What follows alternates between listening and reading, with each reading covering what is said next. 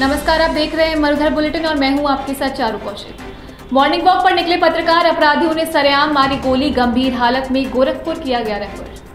सुशांत की विस्तार रिपोर्ट में नहीं हुई जहर की पुष्टि, एम्स की रिपोर्ट में हुआ खुलासा। देश में कोरोना से 26 दिन बाद 1000 से कम मरीजों की हुई मौत, 24 घंटे में आए 70,000 नए मामले। एमए के चौथे सेमेस्टर के एग्जाम देने आए छात्रों को मिला दूसरे सेमेस्टर का पेपर, छात्रों ने किया हंगामा। 56 विधानसभा सीटों पर उपचुनाव की घोषणा, 3 और 7 नवंबर को होगा मतदान, 10 नवंबर को होगी गिनती। और अब खबरें विस्तार से। बिहार के गोपालगंज में बेखौफ अपराधियों ने एक दैनिक अखबार के पत्रकार और सामाजिक कार्यकर्ता राजन पांडे को दिन दहाड़े गोली मार दी। ये घटना मंगलवार को मांझागढ़ थाना क्षेत्र के पुरानी बाजार में हुई। बताया जा रहा है कि पत्रकार पांडे सुबह अपने घर से मॉर्निंग वॉक के लिए निकले थे। इसी दौरान बुलेट पर आए 3 अपराधियों ने उन्हें गोली मार दी। जानकारी के अनुसार अपराधी बुलेट पर सवार थे। राजन पांडे जैसे ही मांझागढ़ पुराना बाजार पहुंचे तभी उन्हें सरेआम गोली मार दी गई। गोली लगने के बाद पत्रकार वहीं पर गिर गए, जिन्हें स्थानीय लोगों की मदद से गोपालगंज सदर अस्पताल के आपातकालीन वार्ड में भर्ती कराया गया।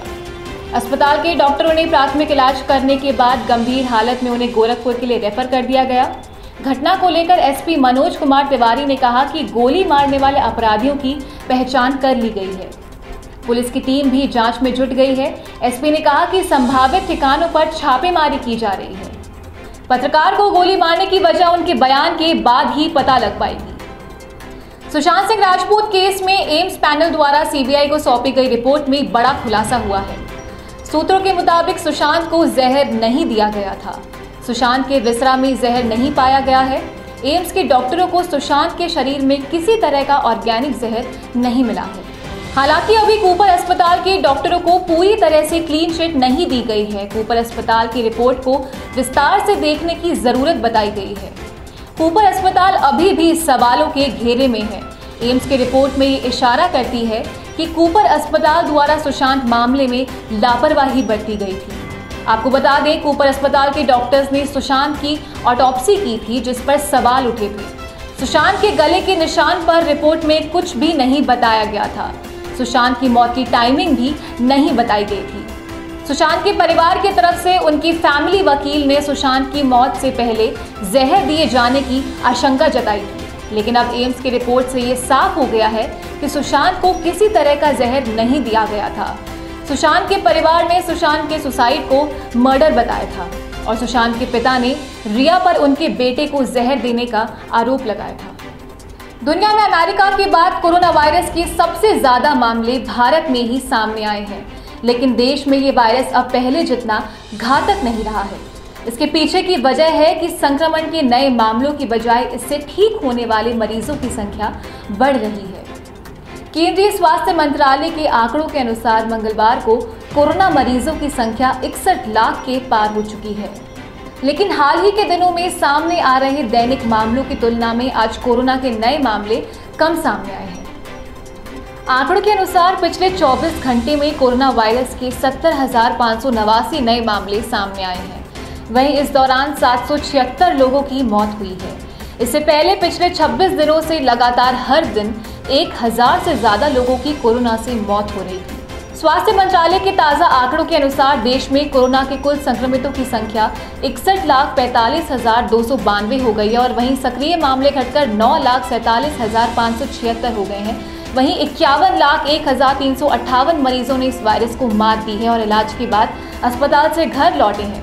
वहीं कोविड-19 के चलते देश में 96,318 लोगों की मौत हो चुकी है। कोरोना काल में विश्वविद्यालयों और कॉलेज की ओर से ली जाने वाली सेमेस्टर परीक्षाओं में कॉलेज प्रशासन की तरफ से लापरवाही दिख रही है।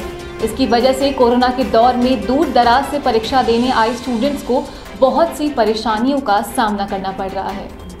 ताज़ा मामला सर्व विद्या की राजधानी कहे जाने वाले वाराणसी के महात्मा गांधी काशी विद्यापीठ विश्वविद्यालय के गांधी अध्ययन पीठ विभाग का है, जहां चौथे सेमेस्टर की परीक्षा देने आए छात्र छात्राओं को दूसरे सेमेस्टर का प्रश्न पत्र थमा दिया गया था। प्रशासन की लापरवाही देखकर विद्यार्थी भड़क गए और जमकर विरोध प्रदर्शन किया। इसके बाद परीक्षा को टाल दिया गया। विश्वविद्यालय के मुताबिक अब 3 अक्टूबर को ये परीक्षा करवाई जाएगी। गांधी अध्ययन पीठ के विद्यार्थियों ने कहा कि वे एमए के चौथे सेमेस्टर के द्वितीय प्रश्न पत्र अहिंसा और शांति की परीक्षा देने आए थे।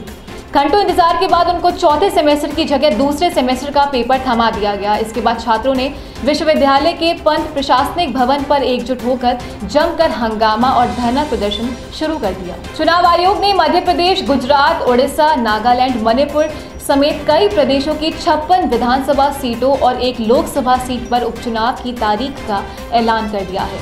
इन सीटों पर 3 नवंबर को वोट डाले जाएंगे और 10 नवंबर को गिनती की जाएगी। हालांकि चुनाव आयोग ने फैसला किया है कि असम, केरल, तमिलनाडु और पश्चिम बंगाल की 7 सीटों पर उपचुनाव नहीं होगा। बिहार से लोकसभा की एक सीट वाल्मीकि नगर पर भी उपचुनाव होगा। यहाँ मतदान 7 नवंबर को होगा और मतों की गिनती 10 नवंबर को की जाएगी। इसके साथ ही मणिपुर की 4 विधानसभा सीट पर उपचुनाव 7 नवंबर को होगा। चुनाव आयोग ने अभी असम, केरल, तमिलनाडु, पश्चिम बंगाल में उपचुनाव न कराने का फैसला किया है। चुनाव आयोग ने कहा कि इन राज्यों से मिले इनपुट के आधार पर 7 सीटों पर चुनाव नहीं कराने का निर्णय लिया गया है। इन राज्यों से बाद में बात करने के बाद चुनाव के बारे में निर्वाचन आयोग फैसला करेगा। फिलहाल इस बुलेटिन में इतना ही। देश और दुनिया की तमाम बड़ी खबरों के लिए आप देखते रहिए मरुधर बुलेटिन। नमस्कार।